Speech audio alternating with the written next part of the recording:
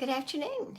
It is Monday, the 13th at 2 o'clock. And so I'm hoping that you've had a great morning. It's been kind of crazy around here. Had groceries delivered to me today. That was a delight. Since we're kind of over that older age, we're in that older age group.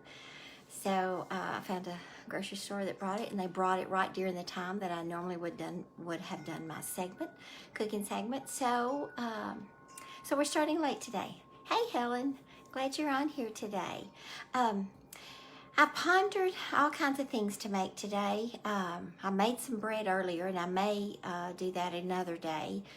You ought to see my kitchen. It's a mess because I haven't got it all cleaned up. Oh, good. Well, I'm glad your husband likes pecan pie. Hey, Joanna Bray, how are you doing? We're making pecan pie today.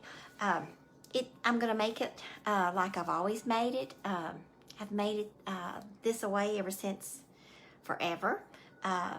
It's real simple, but I'm going to kind of do a little different with the pie. Show you. I'm going to give you a little idea in case some people don't like pecans, and my daddy was one of them. And he always would say, Sissy, make me one of those pecanless pies. And so I started doing that. Well, I love those pies because of him. So every time I make a pie, I always make a little extra, and I'll show you how we do that. And it's a good, it's a good way to sample your stuff before you give it away if you make things to take to people. So I'm going to show you that today as well, give you some tips on that. So we're going to start with the ingredients. So I'm going to shift this phone over to my mixer, and we'll start mixing it up. So here we go. This is the coolest thing. You can watch what I'm doing. All right, we start out with 3 eggs. So we want to, remember, you want to break those up, and I do it separately because you never know if you're going to get a bad egg. And you want to break it up into another saucer just because you don't want to get shells in it and then try to pick them out. Have you ever tried to pick the shells out? Yes, it's a mess. So we've got 3 eggs. Okay, we want to mix those.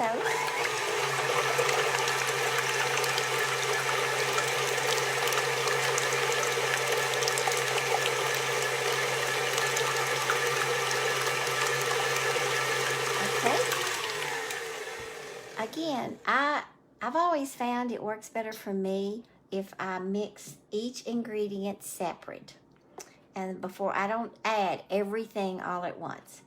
The next thing we're going to add is 1 cup of sugar. So you want to mix that in there really good. This is the easiest pie. I mean, if you need a quick pie, of course the pie takes about 60 minutes. Hey Harriet, we're making pecan pie. It takes about 60 minutes to cook, so about an hour. But depending on your oven, again, you just got to watch it, and I'll tell you how to be sure and watch it. Hey, Courtney, we're doing pecan pie. We have 3 eggs, and we have 1 cup of sugar that we've added. Now, this is what I do different. You know I'm going to do something different always. Okay, it calls for 1 cup of syrup. So if I'm going to make 2 pies, then of course you're going to double it. Then I'm going to put 1 whole cup. Well, let me not confuse you. We're just making 1 pie. So we're going to, it calls for 1 cup of syrup. So we're going to do 1/2 of the clear or the light corn syrup. Okay.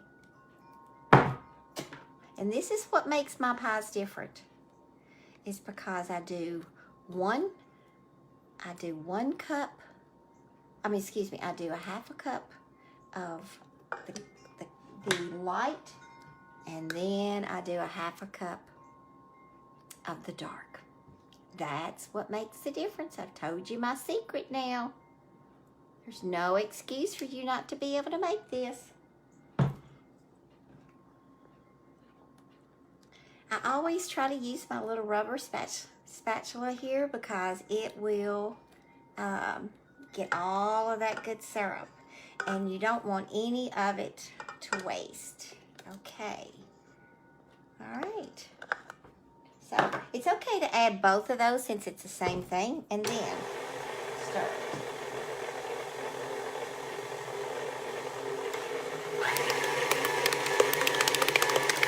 You don't have to stir each very long at all. Just enough to get it mixed up very good. Okay. Hey, Debbie, we're making pecan pie. Hey, Miss Willie, we're doing pecan pie. So far, we have gotten 3 eggs. We've got 3 eggs, 1 cup of sugar, 1 cup of syrup, Karo syrup, but I do half and half of the light and half of the dark. Okay, now I'm gonna add I've melted my butter, and I've 2 tablespoons of butter.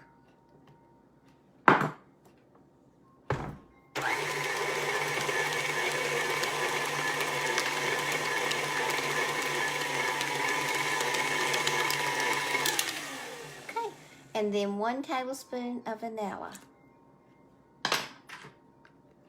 Y'all ought to be real proud of me for measuring this because usually I just pour it in there. Okay. Now,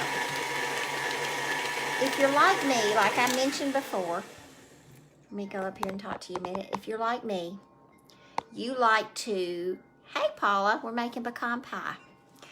I like to taste my stuff. Especially if it's something new. But then again, almost every time I make something, it's a little different because I'll add a little more vanilla or I add a little more sugar. I'm always, or a little more syrup. I'm always changing it up. And like I said, have fun in the kitchen. Be creative.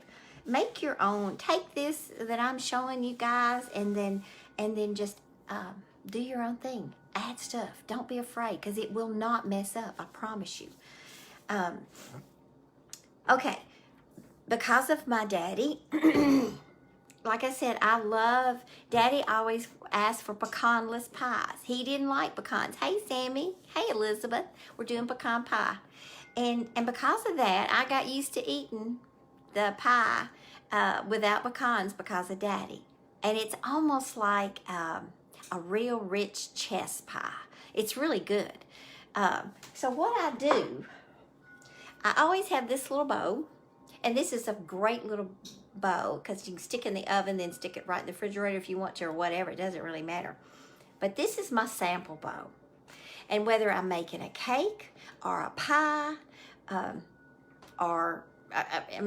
it doesn't really matter. This is where I use and put a little bit in here for myself to taste before I ever send it out. I really hate to send a cake out with a big piece taken out of it. So I use my little, let me go back over here and just show you what I do. I use my little measuring cup here. Take me a little scoop of that out. Pour it in here. Now, I'm going to probably take 2 scoops today. Okay. And that's going to give me just enough to have a great taste. Okay. And I will stick that in the oven at the same time I put the pie in the oven. Okay. Okay, now we're going to add, it calls for 1.5 cups of pecans. I usually add 2 cups. Okay, and then I just switch it around there.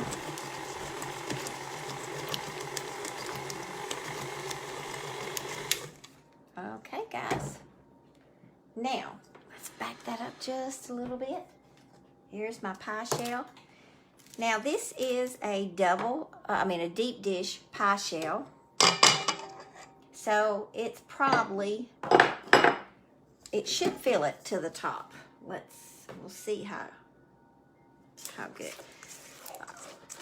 And I just stir it up just to make sure. Sometimes there's some on the bottom that hadn't got mixed in real good. And then just pour it into the pie shell. Yep, that's gonna be perfect, guys. See, if I had left all that, the other that I took out, it would have overflowed, and we wouldn't have wanted that. It would have overflowed in that oven. Now look at that, perfect. Went to the edges that it needs to, and yet I still have. That's gonna. And let me tell you about this.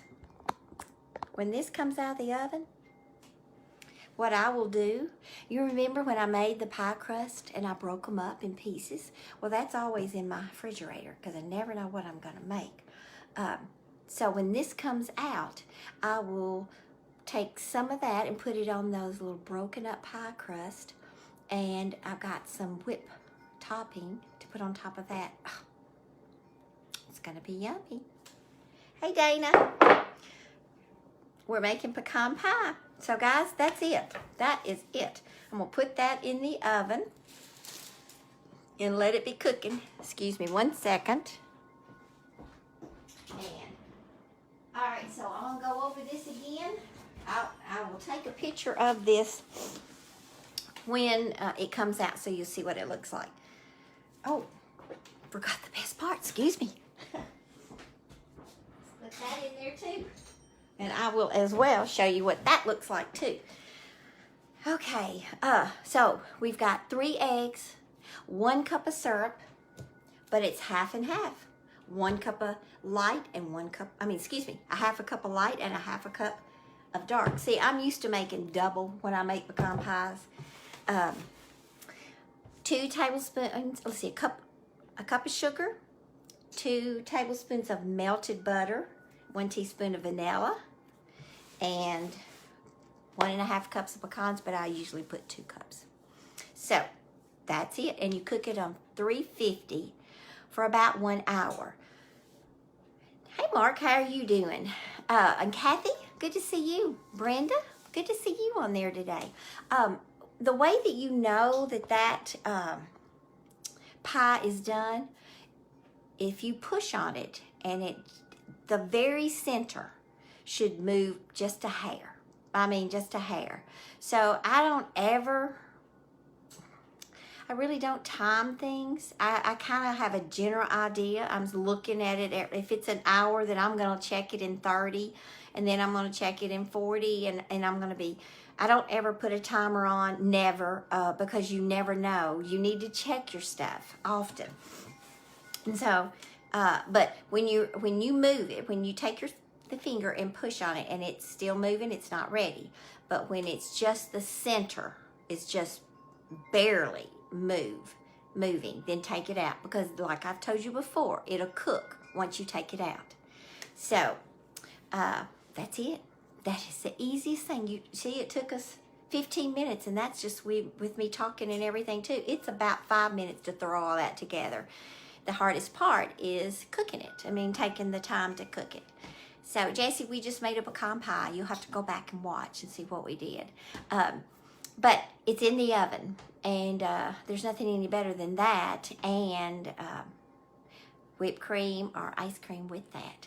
Now, what I'm going to do with this one, because since I can't go visit and take this. Hey, Becky.